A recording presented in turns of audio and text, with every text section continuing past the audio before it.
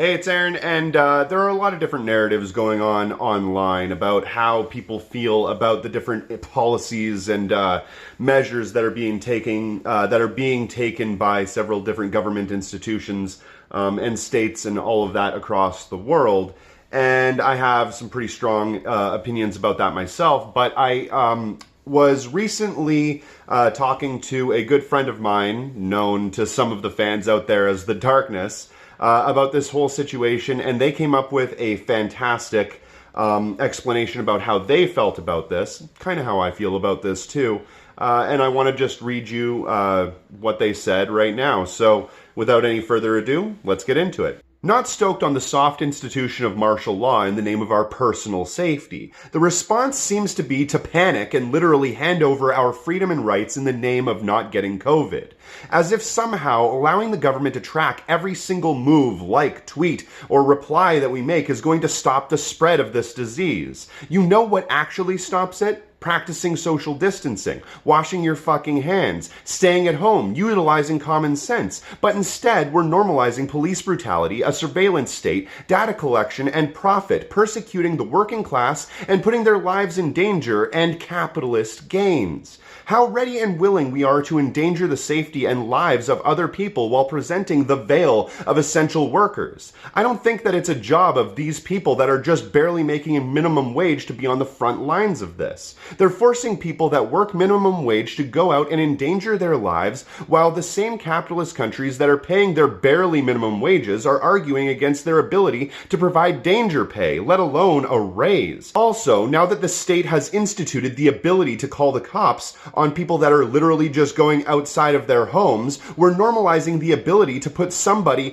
in financial strain or physical danger instead of educating and supplying the personal protective equipment and providing resources that people actually need to get through this. And I'll add, like they've been doing in a lot of other countries, instead of having the police come in and assault people and haul them to jail or fine them for doing things like not wearing a mask, they would present them with a mask and, encourage that they do social distancing. There is no reason why we have to go full authoritarian on this entire situation, but it seems like everybody really doesn't mind that that's happening. Carrying on, instead of educating, supplying personal protective equipment, providing replacement workers that are suitable, or handle this in any humanitarian light, we threaten the livelihood of these people through the means of financial and capital gain. Threatening the working class with shackles and debt is not a solution. Educating and empowering fellow human beings is the only solution.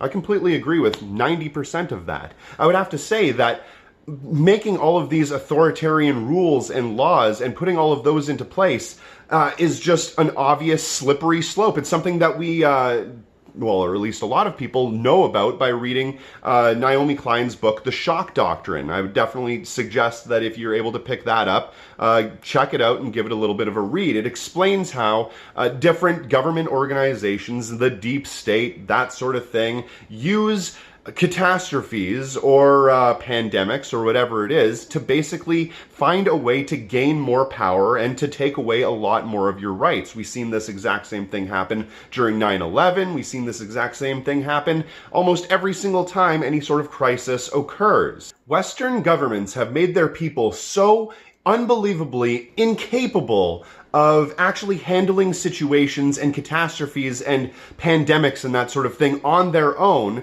that when something like this happens, everybody scrambles and looks at the top as though those people have any idea on how to solve the problem. The main concern here is that we are constantly told that we need to have leadership telling us everything that we need to do. We're just cogs in a machine, having to operate by ones and zeros, and as soon as the machine itself has some sort of problem with it, we all fall down and we don't know how to get up. It's because we aren't given any sort of autonomy. It's because we aren't given any sort of ability to take full ownership of the things that happen within our world. We don't have the right to vote on individual policies. We don't have the right to actually, choose what we do throughout the day at work unless you're the boss. That's the only person that actually gets to choose what you do. You don't get to choose how much or if any rent that you pay or what kind of appliances you get to put inside of the house that the other person owns that you are renting from them. You don't get to make any of these independent decisions throughout your day. We're even so strictly regulated that you have to follow stop signs and so forth, even in the middle of the country when there's nobody around. You still have to do those sorts of things. Not saying that traffic laws are necessarily a bad thing, but there is actually an argument that could be made that without traffic laws, people would do a little bit better because then they wouldn't always be looking at a red light to make the decision for them. They would have to proceed with caution and make those decisions themselves.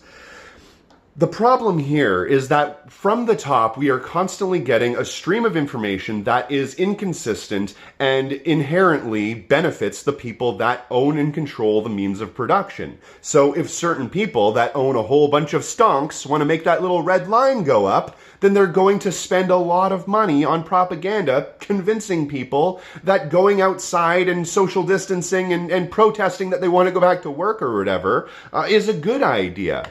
And then they will do that. And they'll get their workers, they'll get people in to the shops and the whatever, factories and so forth, but it'll eventually end up killing off the population because there is no thought of the future. There is no thought of anything outside of increasing those quarterly profits. And they aren't seeing that increase in quarterly profits, so they need to do that. They want to get people out, they want to get people working, they want to get people to basically sacrifice their lives for that little stonk number because that's where the priorities are within this world. The people in charge want to make sure that they stay in charge. And to do that, that means increasing their bank accounts. And if it means sacrificing your lives to do it, well, I'm pretty sure they're willing to make that sacrifice. So what my friend Darkness basically laid out was very similar to the way that I feel about all of this. I don't want us to be sacrificing our rights and freedoms just because people are scared. I know for a fact that we could educate and inform people and get them to do these things properly and the right way if everybody in the leadership was on board, but they aren't because the incentive is not there. The incentive is to stay in power for them or to make more money for them or to make sure that their donors or the pharmaceutical companies make more money. That's where their priorities are. Their priorities aren't saving people's lives, and that's why they're getting mixed narratives all across the board. And that's why you're going to see more people getting duped into thinking that fascism is the only way to solve this problem. It's not. It's not even a useful method in solving any of this. The only thing that it's going to solve is how the rich people are going to inherently get richer, and maybe a not so unfavorable consequence for them also happens to be that all of the people who can't afford personal protective equipment or can't afford to just not go to their jobs for a couple of months are probably going to die. So they might have a few less people storming their mansions and their underground bunkers and their yachts in the middle of the Cayman Islands with pitchforks, torches, and guillotines. I don't know. It's just a thought. Anyway, my name is Aaron. This is my show. Thank you very much to Darkness for basically laying that all out. I really think that's an interesting way to look at it, and definitely is how I view things too. If you do get a chance, check out all the links in the description box below and hit that little bell button because they're not going to tell you when I put out a video. Make sure you're subscribed to the channel because they are constantly unsubscribing people, and have a great day.